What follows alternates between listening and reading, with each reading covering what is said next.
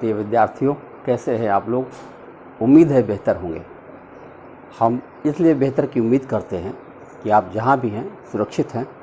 Corona का time तो चल रहा है, फैल भी रहा है, लेकिन अगर हम अपने आप को बचा के रखें, लोगों से दूरी बना के रखें और काढ़ा आजकल बड़ी चर्चा में है, गिलोय बहुत इम्पॉर्टेंट है। तो अगर कहीं आपको गिलोय मिलती है, आपके घर में लोग बना रहे होंगे, निश्चित रूप से आप ये सब चल रहा है।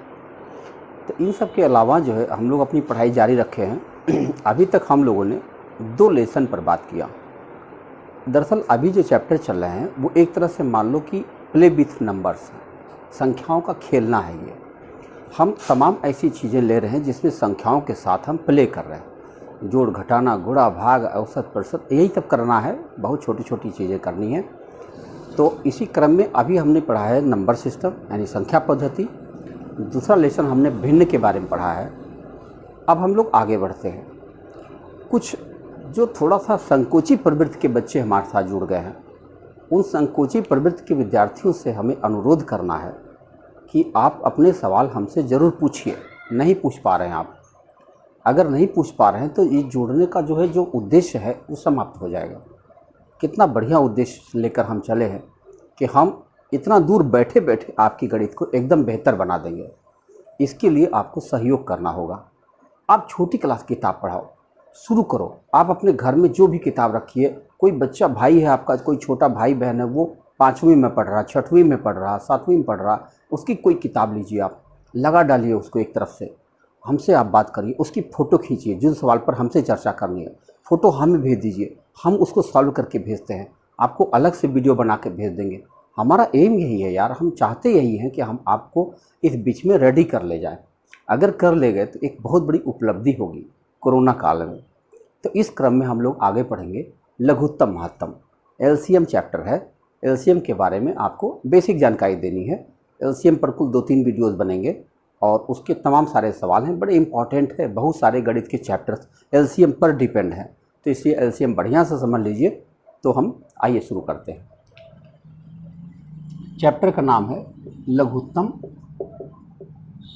और महत्तम। इसको एलसीएम और एचसीएफ कहते हैं। देखो बहुत ऊपर लिख दिया गया है, थोड़ा मैं नीचे लिख देता हूँ, यहाँ ठीक रहेगा।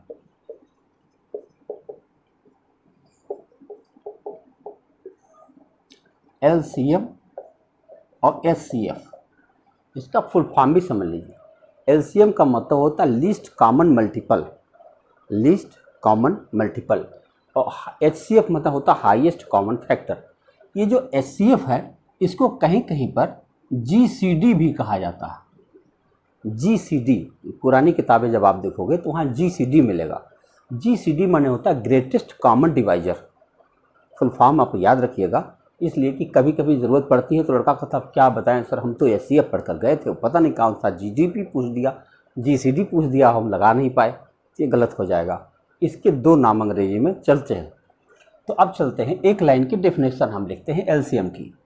लघुत्तम की एक लाइन की परिभाषा है, वह छोटी से छोटी संख्या, एकदम याद कर लीजिएगा, जो दी गई संख्याओं से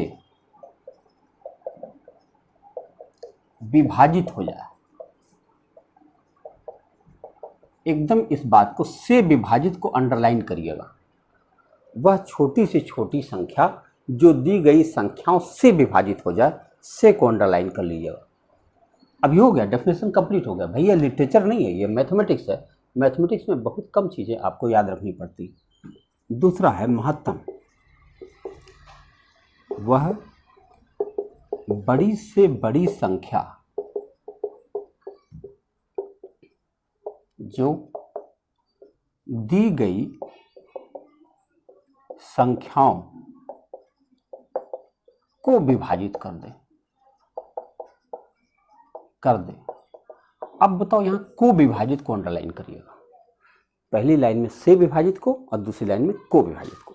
यानी लघुत्तम ऐसी संख्या है जो दी गई संख्याओं से कट जाती है, यानी लघुत्तम कट जाता है। और महत्तम वह बड़ी बड़ी संख्या जो दी गई संख्याओं को काट देता है।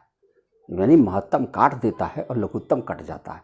आप ये ध्यान में रखिएगा, क्योंकि कभी कभी बहुत सारे ऐसे सवाल बनाए जाते हैं जिसमें ये लिखा नहीं रहता है कि इस सवाल में लघुत्तम निकालना पड़ेगा। तो इसलिए कई तरह के सवाल बनते हैं, एक एक करके हम लोग चर्चा करेंगे। पहले हम इसकी डेफिनेशन पर चर्चा कर लें। हम एक उदाहरण देते हैं। मैंने एक संख्या लिया 8 और 12। क्या आप बता सकते हैं कि ऐसी कौन सी संख्या है जो 8 और 12 दोनों से कट जाए और छोटी छोटी भी होनी चाहिए?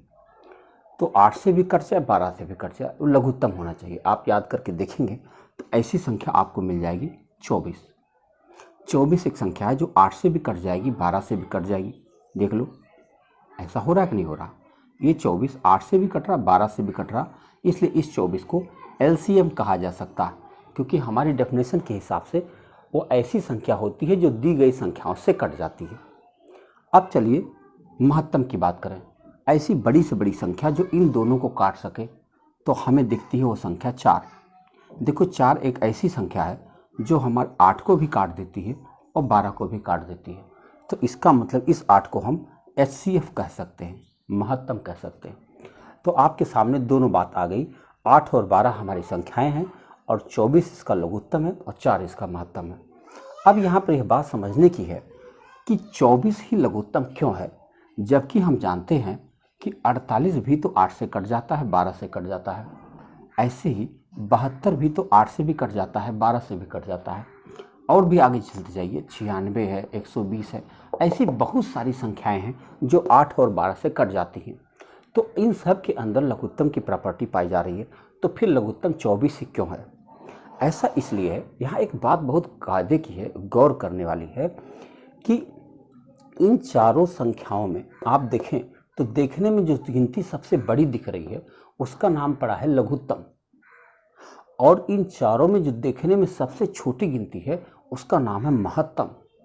थोड़ा अजीब लग रहा है, और इसी अजीब वाली बात को ही सॉल्व करने के लिए हमने ये लाइन लिखी है कि देखो 8 और 12 से कटने वाली बहुत सारी संख्याएं पाई जाती हैं। आप कह सकते हो अनंत संख्याएं पाई जाती हैं जो 8 और 12 दोनों से कट सकती हैं, लेकिन इन अनंत संख्याओं में से सबसे छोटी संख्या 24 है जो 8 और 12 से कट पा रही है, इसीलिए इसका नाम लघुत्तम पड़ा।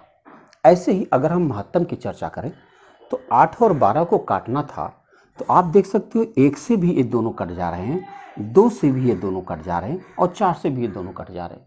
यानी 8 और 12 को अगर काटने की बात करें तो 1, 2 और 4 तीनों से ये संख्याएं कट रही हैं। लेकिन चूंकि हमको महत्तम चाहिए था, महत्तम माने बड़ी बड़ी संख्या चाहिए था, तो अपने समकक्षों में सबसे बड़ी संख्या 4 है, इसीलिए इसको महत्तम कहा गया। तो लघुत्तम इसको क्यों कहा गया, महत्तम इसको क्यों कहा गया, मेरे ख्याल से यह बात आपको समझ में आ गई होगी।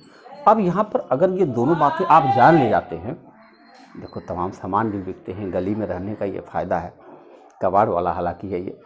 तो अब देखिए यहाँ पर एक जो है थ्योरम बन जाता है छोटा सा, बताएं वो थ्योरम कैसे बनता है। यदि दो संख्याओं का LCM तथा HCF ज्ञात हो तो पहली संख्या गुणा दूसरी संख्या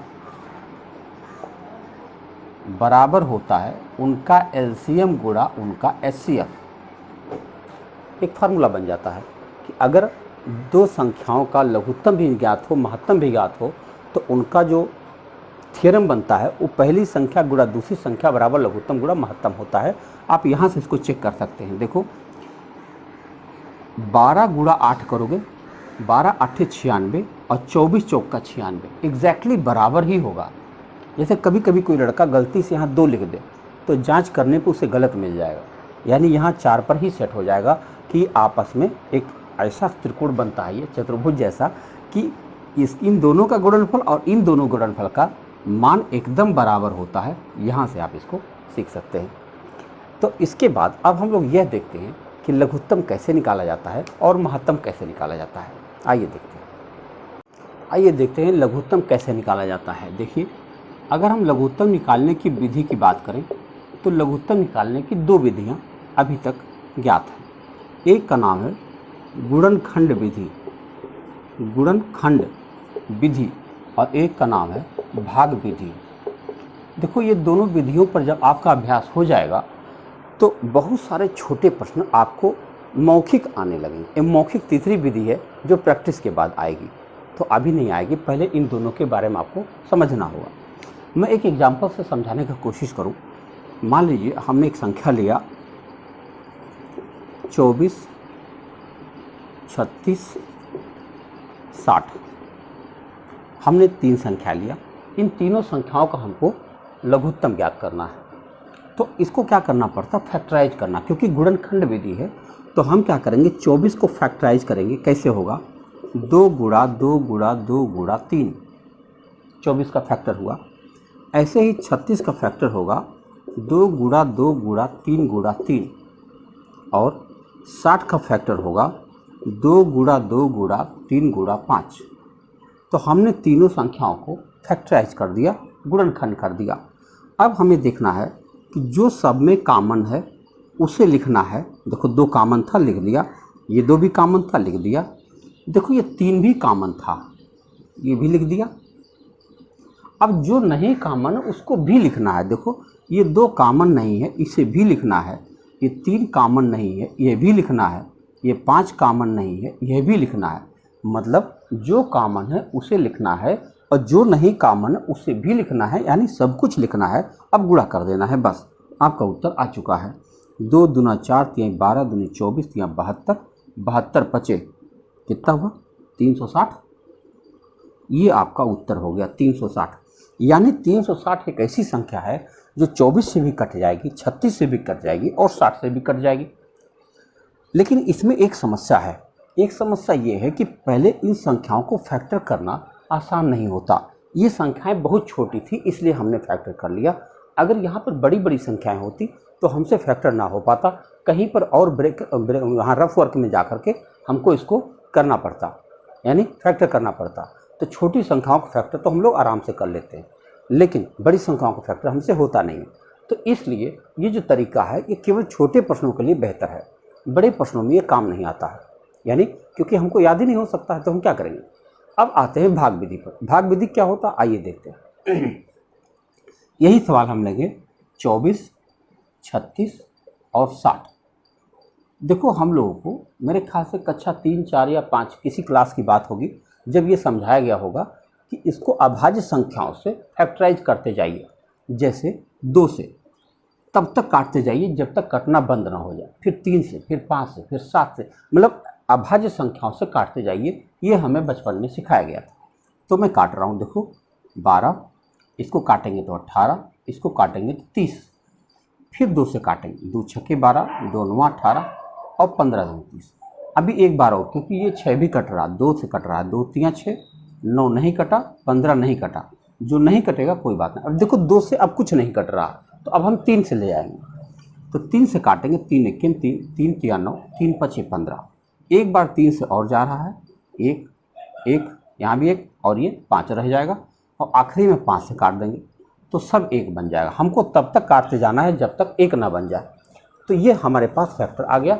इन्हीं को हम गुणा कर दें तो हमारा उत्तर बन जाएगा। और गुणा करके देख लेते हैं। 2 गुणा 2 गुणा 2 गुणा 3 गुणा 3 गुणा 5।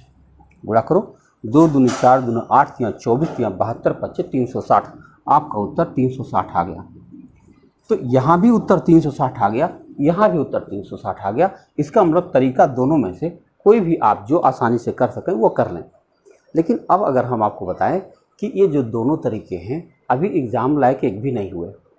जो कंपटीशन तैयारी आप करते हो उसमें तो इसमें बहुत टाइम लग गया ना, इतना समय कहाँ होता है।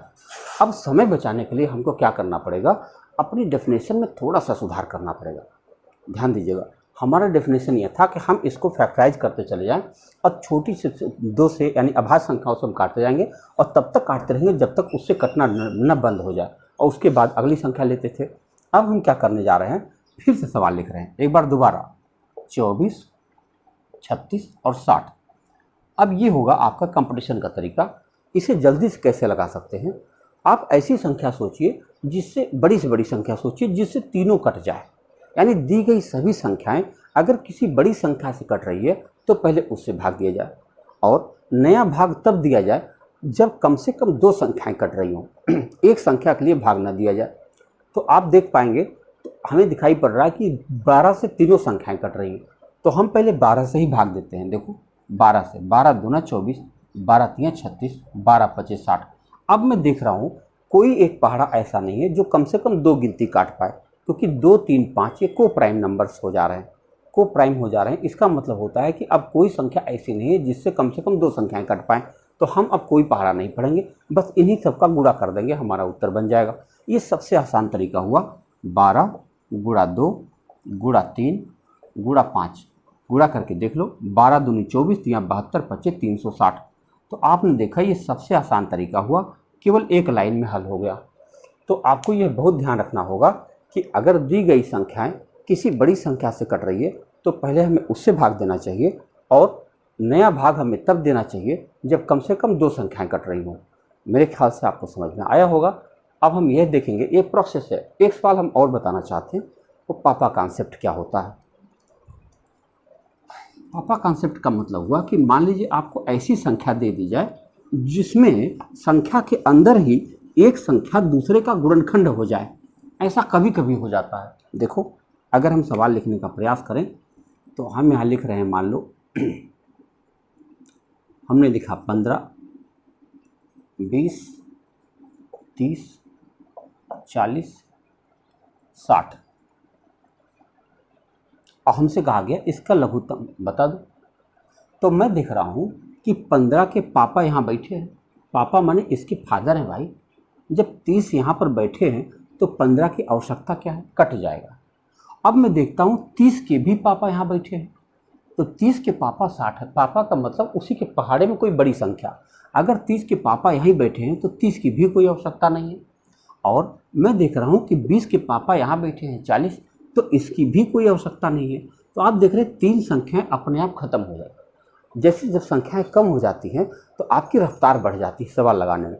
तो आप देखिए कुल हमें 5 संख्याएं दी गई थी, जिसमें से 3 संख्याएं इसलिए कट गई कि इनके पहाड़े में कोई बड़ी संख्या उपस्थित थी।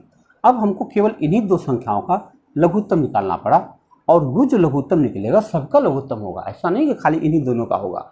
तो कोई ऐसी बड़ी संख्या सोचो जिससे इन दोनों को काटा जा सके। अगर हम देख रहे हैं तो हमें 20 दिखाई पड़ रहा है कि 20 से ये भी कट रहा है, ये भी कट रहा है। 20 दूना 40, 20 तियाँ 60, कट गया। अब बस बात खत्म हो गई। अब हमें कोई पहाड़ा नहीं पढ़ना है। हमारा उत्तर आ चुका है 20 गुणा 2 गुणा 3, यानी 20 गुणा 2 गुणा 3, 20 दूनी 40 तियाँ 120। हमारा उत्तर आ गया 120। अब यह 120 देखो 15 से भी कट रहा है, 20 से भी कट रहा है, 30 से भी कट रहा है, 40 से भी कट रहा है, 60 से भी कट रहा है। इसका मतलब यह एलसीएम सबके लिए हो गया। तो इसको हम लोग कहते हैं पापा कॉन्सेप्ट। मतलब इससे इसके पहाड़े में कोई अगर बड़ी संख्या दी गई हो तो छोटी संख्या को हटा दिया जाता है। तो आपने देख लिया लघुत्तम निकाला कैसे जाता है। अब आप देख लीजिए महत्तम कैसे निकाला जाता है। दोनों चर्चा होने के बाद में तब हम लोग उसके शेष पर चलेंगे कि शेष के सवाल कैसे हल होते हैं। आइए देखते हैं महत्तम। महत्तम निकालने के लिए भी 2 विधियों का इस्तेमाल होता है। एक का नाम है गुणनखंड विधि और एक का नाम है भाग विधि। अब हम गुणनखंड की बात करें तो ये हम ले रहे हैं, कोई संख्या ले रहे हैं,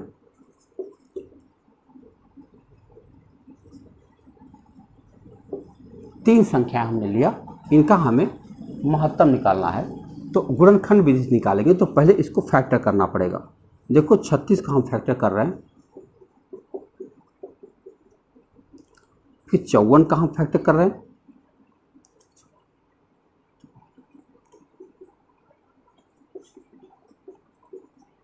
और फिर हम 90 का भी फैक्टर करेंगे।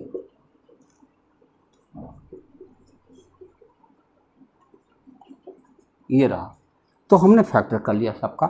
अब इसमें एक खास बात होती है कि जो सब में कॉमन हो केवल वही हमें लेना है। बस जो सब में कॉमन है, देखो ये 3 सब में कॉमन है, हमने ले लिया।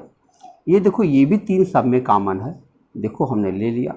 बस अब ये देखो इस 2 का कोई और कॉमन नहीं बचा, इस 3 का कोई कॉमन नहीं बचा, इस 5 का कॉमन नहीं बचा, तो हमें नहीं लेना, केवल कॉमन लेना है।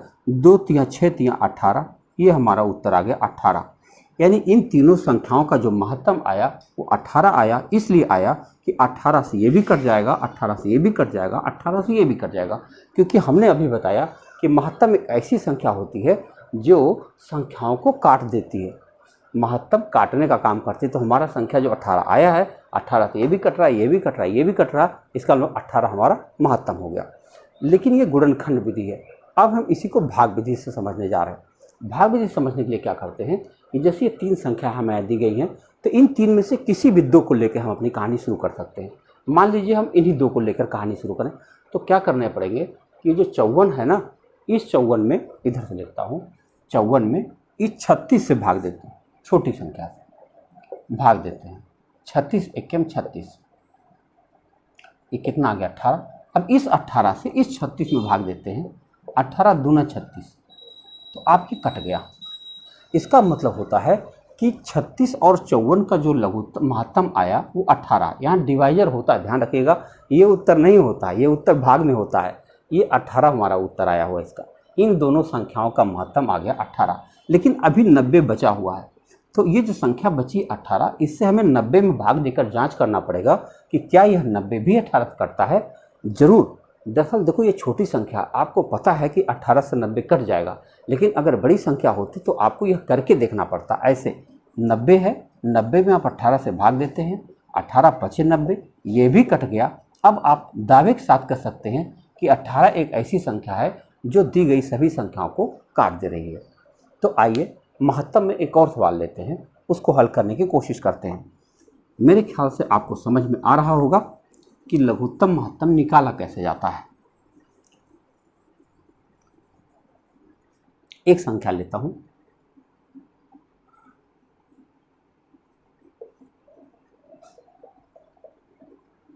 इन दोनों संख्याओं का हमें महत्तम ज्ञात करना। इसे लिखा रहेगा, इनका महत्तम ज्ञात कीजिए, या HCF ज्ञात कीजिए, या GCD ज्ञात कीजिए। तो आप क्या करेंगे, यह बड़ी संख्या, अब देखो ये बड़ी संख्या है, इनका गुणनखंड करना आसान काम नहीं है। कहीं पर रफ वर्क में हमको गुणनखंड करना पड़ेगा। हम नहीं चाहते कि आप रफ वर्क करें, तो आप सीधे इसमें इससे भाग विधि से प्रयोग करना शुरू कर दीजिए। देखिए, हम 902 से 1517 में भाग देते हैं। एक बार जाएगा 902। अब यहाँ क्या बचा, 5, यहाँ 1, यहाँ 6। अब ये जो 615 आया, अब इससे हमें भाग देना है इस 902 में। प्रक्रिया देख लीजिएगा, एक बार जाएगा, घटाइए,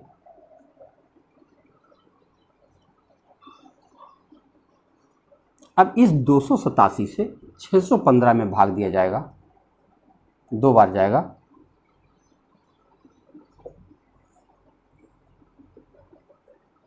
अब इस 141 से केवल 41 से इसमें भाग जाएगा 287 में।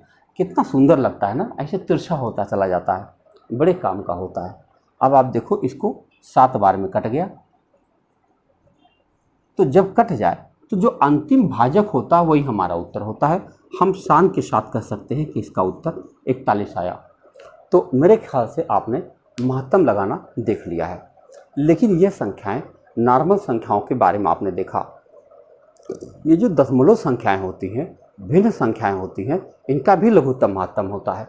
आइए उसके बारे में चर्चा करते हैं कि उनका लघुत्तम महत्तम हम लोग कैसे निकाल सकते हैं। देखो, दशमलव और भिन्न संख्याओं का LCM HCF। आपने देखा होगा कि अभी जो मैंने भेजा था PDF, वो तो शायद नंबर सिस्टम का या डेसिमल का रहा होगा, लेकिन उसमें भी महत्तम के सवाल आ गए थे। अब आ गए थे तो आपको अगर आता है तो उसे करने में आपको सुविधा होगी। आइए देखते हैं कैसे होगा। एक कोई एग्जांपल हम लेते हैं, कोई एग्जांपल ले लेते हैं।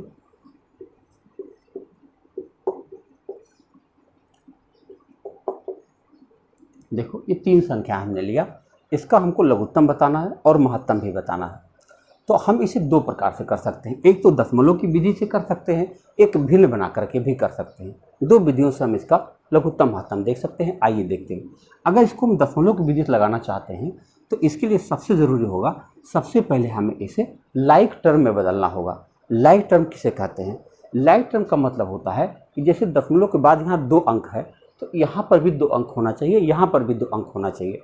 तो नहीं है तो क्या करें, एक 0 बढ़ा दें, यहाँ पर एक 0 यहाँ बढ़ा दें। अब क्या हुआ कि सबके पास दशमलव के बाद 2 अंक हो गया। अब दशमलव से कह दीजिए कि जाए थोड़ा चाय वाय पी कर आए। अब क्या करना होगा कि इसका दशमलव मान लो हमने हटा दिया है और 2 अंकों का दशमलव हमने हटाया है। देखो तो अब हमारे पास संख्या बन गई है 36, 120 और 540। अब इन तीनों संख्याओं का हम क्या करेंगे, लघुत्तम भी निकाल लेंगे और महत्तम भी निकाल लेंगे। क्या आप बता सकते हैं कौन सी संख्या से भाग दें जिससे तीनों आराम से कट जाए? कोई संख्या आपको दिख रही है? 12 से कट रही है। देखो 12 से काटो, 12 3 36 और 12 दहाइम 120 और 12 से इसको काटें तो 12 25 60 नहीं, 12 चौके 48, 6 12 25 60। अब हम देख रहे हैं ये जो 45 है 3 से कट जा रहा है, यानी 3 के पापा हैं 45, 3 के पहाड़े में 45 है तो ये 3 हटा दिया जाएगा। हम दरअसल 36 से ये कट रहा था लेकिन हमको 36 का पहाड़ा नहीं आता था, तो कोई बात नहीं, अब जब समझ में आएगा तब काट दो। दरअसल गणित एक ऐसा विषय है इसमें गलती नहीं होती है, पता नहीं कैसे लोगों को कठिन लगती है, गलती होती ही नहीं है। यहाँ पर भी मैं काट सकता था लेकिन मुझे 36 का पहाड़ा नहीं आता था तो मैं अब यहाँ काट दिया। अब हम क्या करेंगे कि कौन सी संख्या लें 10 और 45 के लिए?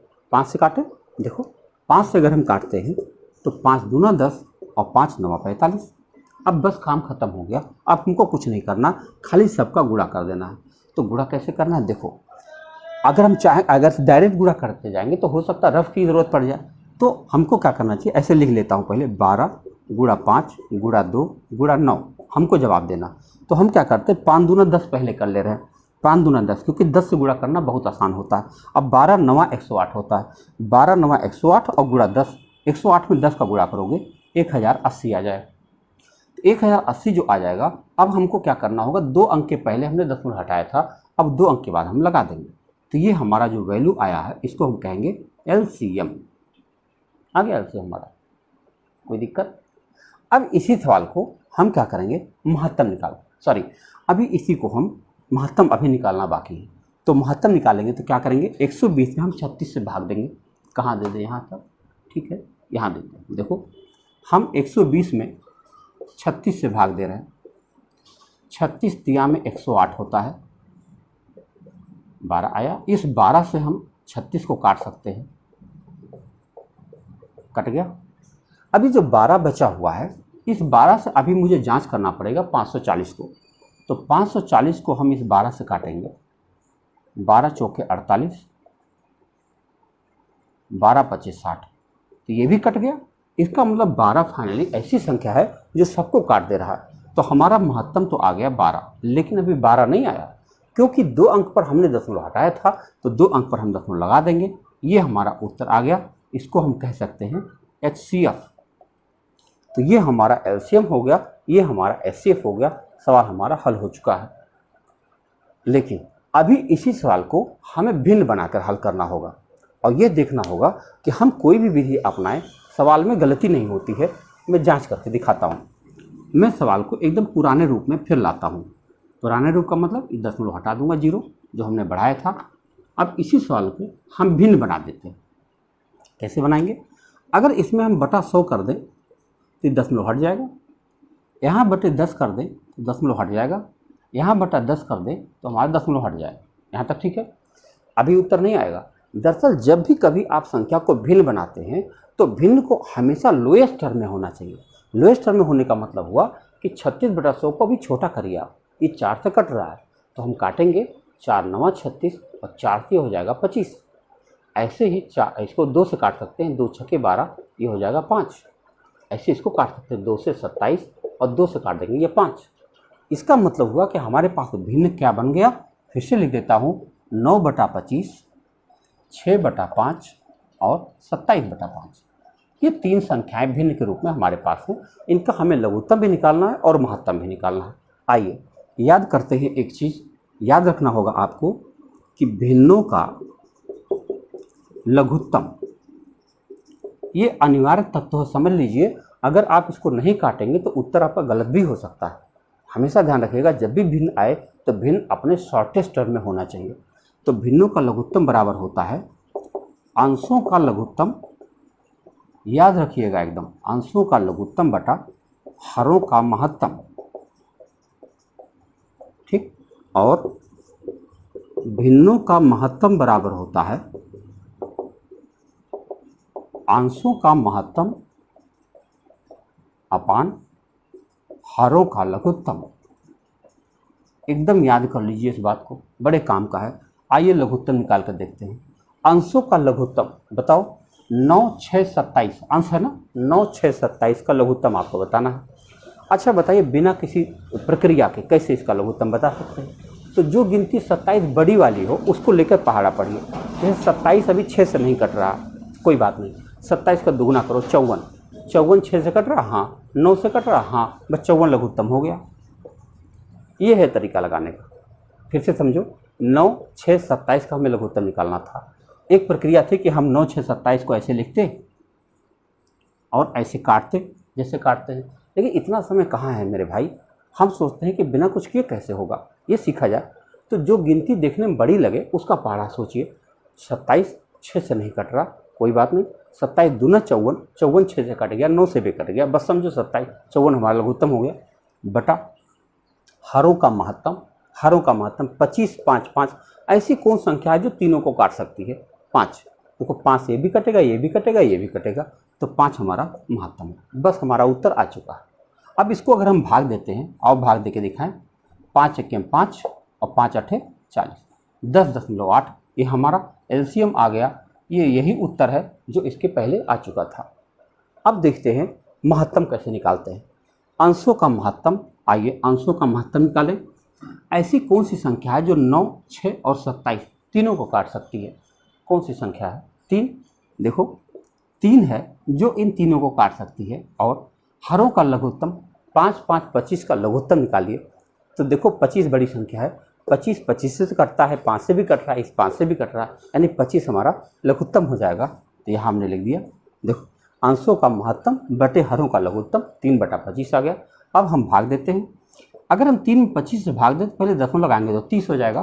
25 से 25, 5 बचेगा, 50, 25 दूना 50, ये आ गया हमारा एचसीएफ। तो आपने देखा कि साधारण संख्याओं का लघुत्तम महत्तम कैसे होता है और दशमलव संख्याओं का लघुत्तम महत्तम कैसे होता है।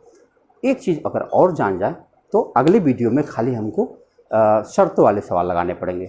हमें बताना है घात वाली संख्याओं का लघुत्तम महत्तम कैसे होता है। घात बहुत छोटा सा सवाल बनता है, आओ देखते हैं।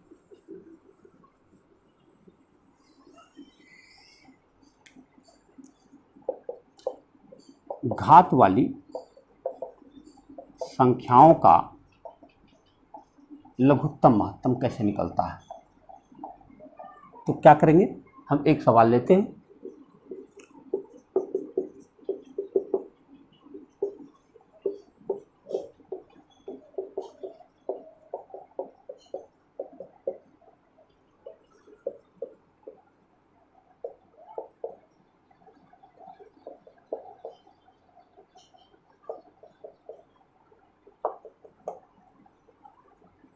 इतना बड़ा मैंने सवाल ले लिया।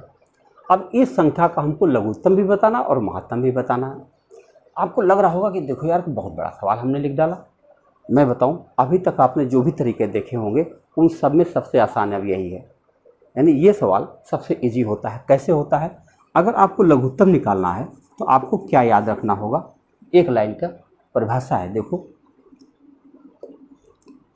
सभी संख्याओं को उनके अधिकतम घात में लिखिए।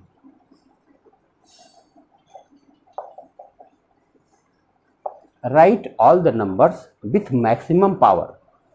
और अगर महत्तम निकालना हो तब क्या करना है, केवल कॉमन संख्याओं को उनके न्यूनतम घात में लिखिए। बस यही आपको याद रखना होगा। अगर यह बात आपको याद हो गई तो आपका लघुत्तम निकालना भी आसान हो जाएगा और महत्तम निकालना भी आसान हो गया। आइए देखता हूँ, मैं लघुत्तम निकाल के दिखाता हूँ। तो लघुत्तम में करें सभी संख्याओं को लिखना है, यानी हमें 2 लिखना है। तो 2 का मैक्सिमम पावर कहाँ है? यहाँ है 5। 3 लिखना है, 3 का मैक्सिमम पावर कहाँ है? यही है 5। 5 का मैक्सिमम पावर क्या है? वहाँ है 5। हमें ढूंढना है सारी संख्याओं में कि मैक्सिमम पावर कहाँ, वही खाली लिखना है। हमें 7 का मैक्सिमम पावर लिखना है। 7 का मैक्सिमम पावर यहाँ है 4, और 11 का मैक्सिमम पावर लिखना है 3। ये हमारा एलसीएम आ चुका है। सॉल्व नहीं करना इसको, ना ना ना, इसको गुणा उड़ा नहीं करना, कुछ भी नहीं करना, ये हमारा आंसर हो चुका है। दी गई सभी संख्याओं को अधिकतम घात में हमने लिख दिया, हमारा काम खत्म। ये विकल्प में ही ऐसे रहता है, ये हमारा लघुत्तम हो चुका है। अब आइए महत्तम देखते हैं। महत्तम देखेंगे तो क्या लिखा? केवल कॉमन संख्याओं को, कॉमन मतलब 2 सब में है तो 2 कॉमन है, 3 सब में है तो कॉमन है, 5 सब में है तो कॉमन है, बस 2, 3, 5 लिखना। मुझे 7 नहीं लिखना है, 11 नहीं लिखना, क्योंकि इसमें है नहीं। तो केवल कॉमन संख्या लिखनी है। 2 लिखना है। 2 का मिनिमम पावर कहाँ है? देखो यहाँ पे है, देखो कह रहा है न्यूनतम घात में लिखना है, तो 2 का मिनिमम पावर 2 है, यहाँ लिख दिया। 3 लिखना है। 3 का मिनिमम पावर कहाँ है? ये 5 है, ये 4 है, ये 3 है, ये देखो 3 लिखना है। और 5 का मिनिमम पावर कहाँ है? देखो 5 के यहाँ 4 है, यहाँ 3 है, और यहाँ 5 है, 3 वाला लिखना है। ये हमारा HCF हो गया। हमें कुछ भी नहीं लिखना है इसके बाद। तो ये हमारा लघुत्तम महत्तम हो गया घात वाली संख्याओं का। तो निश्चित रूप से आपको अच्छा लगेगा, पूरा वीडियो देखिए और लगाने की कोशिश करिए। फिर अगले वीडियो में हम लोग शर्तों वाले सवाल लगाएंगे।